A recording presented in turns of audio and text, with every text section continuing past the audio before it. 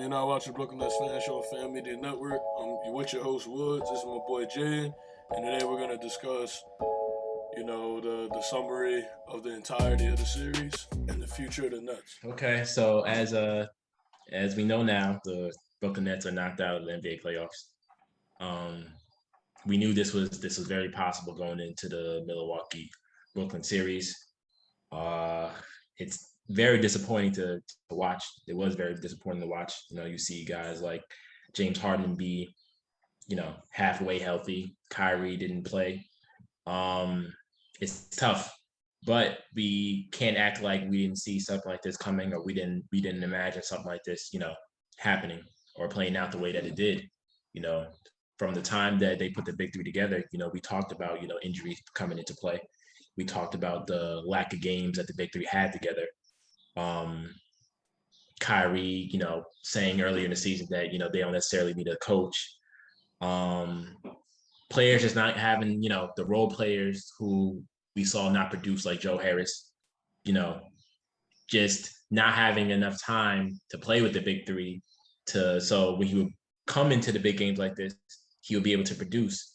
There's this all this played into the role into the downfall of the Brooklyn Nets this season. I think they came in a little cocky, knowing that they had this big three and thought there was gonna be a cakewalk, and it wasn't that. Steve Nash actually had the coach. You know what I mean? Kevin Durant had to put the team on his shoulders and do the best he could to get him to the next round, and which he showed that he could do in spots in games. He still had a major performance, one of the best performances in playoff history. Yeah. But I think as you saw in Game 7, man, there's only so much that you can do. I think he got tired out. I think he literally just he put it all out. The man was exhausted. So I think that's why you saw that Yep. very, very questionable last shot. And it's as simple as that. James Harden wasn't 100%. And Giannis did his thing. You know what I mean? So I think it comes down to this offseason. I think it's going to come down to getting the right pieces to fit around them, the right role players, Yeah. and actually spending that time with the role players and with the new addition that you bring in, so we can start getting a chemistry, get something going here. You can't play damn near seven, 8 games, I believe it was, and expect to come in and just win the playoffs. It does not work like it does. It doesn't work like that. So I think this offseason they need to really go in and sit down and be like, okay, what do we need to put around the James Harden and Kyrie and Kevin Durant in order for this team to be successful? And actually be in the gym, actually diving deep into what needs to be done so this team can be successful next season. This doesn't happen. And also getting your bodies together. Quick question: do you think the series completely changes if Giannis doesn't do that nonsense and break Kyrie's ankle, or tear, or I think it was a grade two sprain or something like that? But Um, Giannis doesn't do the nonsense. Are we looking at a completely different series in Nets and six? um, I think it's hard to tell. It's hard to tell. I mean, because Kyrie's a great player, but obviously, I just think that it would have taken more than just Kyrie and Kevin Durant to get the win. You need a team to win. You need a team to win a championship. And outside of Kevin Durant, you didn't see a lot of people produce anything. Joe Harris was a no show. He Joe was a no Harris. show. He's one of the best shooters that I ever seen. Within the past few years, behind Duncan Robinson. Strictly catch and shoot shooter. You know what I mean? Could put on the floor a little bit, but not too much. You know what I'm saying? He's one of the best shooters we've seen in a minute. And this man couldn't buy a jumper. He couldn't hit nothing, not even a mid range jumper. You Yep. know what I mean? So it's really hard to tell. But I definitely would like to think that it would, increase their chances of, winning the series. Well, I'll say this. I think this series showed us a few takeaways which we already knew. In the off season, we have to address bigs. Address bigs. I think honestly, this also showed the lack of coaching experience on Steve Nash. There was a lot of questionable, calls, or a lot of questionable random subs, and it was questionable coaching throughout the entirety of the series. So lack of experience.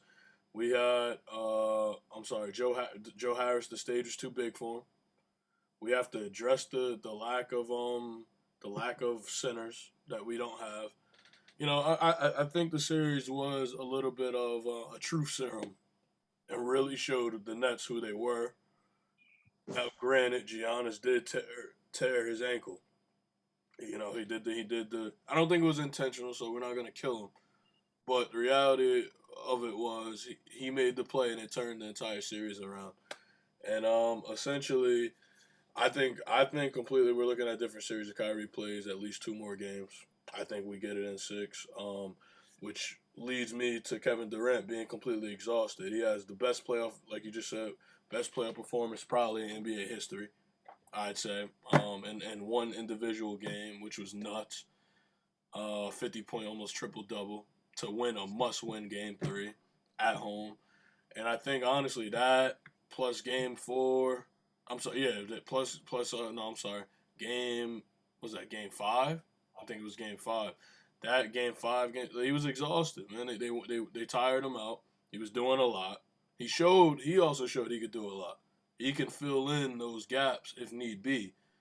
Obviously, it's not his mo, but he was exhausted, man. And if you seen in the last play of the game, he gives it to James Harden. He's like, "Yo, bro, I got us here. I sent us in the OT. I'm tapped out, bro. I don't got nothing left for us. PJ Tucker's got me going up and down the full court. Like I'm exhausted, bro."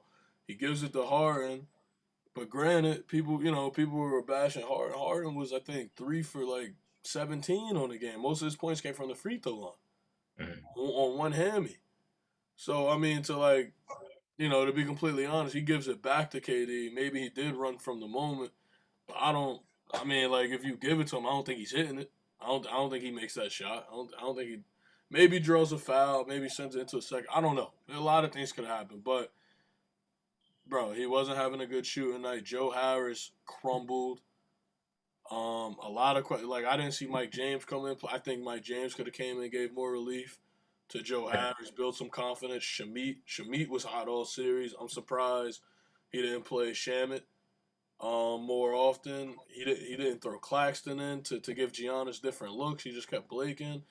Like it at was the end, yeah. Go at ahead. the end of the day, at the end of the day, if the big three would have played the amount of game that they were supposed to play with each other from the time that they became a thing, became that big power trio all the way up into playoff time, and they talked to these role players and had those conversations like, "Yo, Joe Harris, you're capable of knocking down these shots. This is what you do. You do, bro. Like this is all you. This is your opportunity to show how great of a shooter you can be and encourage him. You know what I'm saying? Get him going, make him feel like he's wanted, and and make him feel like that he's important. And same as for Claxton. Claxton, you're coming off the bench, bro. You can really put in some very important minutes. You're capable of doing it. You can defend. You can score around. You can score around the basket. You can shoot a little bit. You're capable of doing that. We think that we believe in you. I feel like if they would have had these conversations with these role players throughout the season and they played with each other enough, then I feel like even with Kyrie being out, because of the ankle injury, I feel like they would have found a way to pull through. But I guarantee you, because of the fact, and this could be just because of the type of leader that Kevin Durant is, and these guys are, you know, that possibly could have played a huge role in the reason why we saw the role players not produce too. So I think honestly, it comes down to that because you knew the injuries were gonna come. Kyrie, yeah, I can't remember the last time he finished the whole season without not being something happening. You know what I mean? It also could be a karma thing too because of how everything came together. You know what I mean? So you'll never really know. But I think that you know next season, I think this off season we'll get everything together and we'll come back and we'll make the run that we envisioned us doing, before all this transpired the way that before that happened. With that being said, I think because I'm not mad at that. The leadership obviously takes role in the players. KD's got to step up. Kevin, Kyrie was obviously on the bench, but he could give some advice. You got some seasoned vets, James Harden. I'm not gonna lie though, most of the leadership I believe, because some leaders aren't vocal. Some leaders aren't. So I think a lot of that comes from the coaching. Excuse me. And Mike D'Antoni was never a defensive coach. He was, I think, realistically, he was the head coach. Steve Nash had the title, but I think a lot of Mike D'Antoni, he was guiding him and helping him out. And with that being said, I think he's gone now. I think he's about to get like his stock just rose. I think he leaves, and that leaves Steve Nash. And that leaves kind of Steve Nash. He still has a staff with him, obviously, but that leaves pretty much Steve Nash with the keys. And with that being said, from at least what I'm seeing this year, I don't know. I don't know if we're in such good hands. Great player, legendary Hall of Famer player, no doubt about it. He's not a coach. But yeah, as a coach, I expected a lot more. But again, it is his rookie year. Same with how we do with rookie players. It was his rookie coaching year as a head coach. It's a lot different than being an assistant. So with that, we'll give him the benefit of the doubt. But I want to see some form of progression for the team. I want to see a lot of the moves we make in the offseason, addressing the bigs, addressing, honestly, preparing for Giannis, Because I think that's the only step in the way right now. I mean, obviously we got to see what Philly does with Ben Simmons, and we got to see what a lot of things transpire. But I think we got to rebuild and build our team more suited to beat LeBron James and the LA Lakers, as well as Milwaukee, because LeBron and those boys are going to get only better too. LeBron's the best GM in the league, so they're saying he might send Luka, he might send Dame. Like there's literally he could pick out a hat who he wants to come. There's a lot. There's a lot of there's a lot of ifs going on right now. So that's just what the league. That's over there in the West. Not to mention what the Clippers do. Not to mention what Philly does. Like I said. Not to mention whoever. It's a lot of things that could be made. So we got to be prepared. And we gotta take this to the next level, So, with all that being said, is there any you got any last things to say? You got for the season? I appreciate the effort. It's just it's unfortunate how everything transpired, but there's always next season. If assuming that everything stayed, they all stay there. They all got big egos and big personalities. So. Also, the chemistry does look good, though. They don't look like they're bumping heads. They don't, and look, they got 3 years together. They got 3 years to get it done.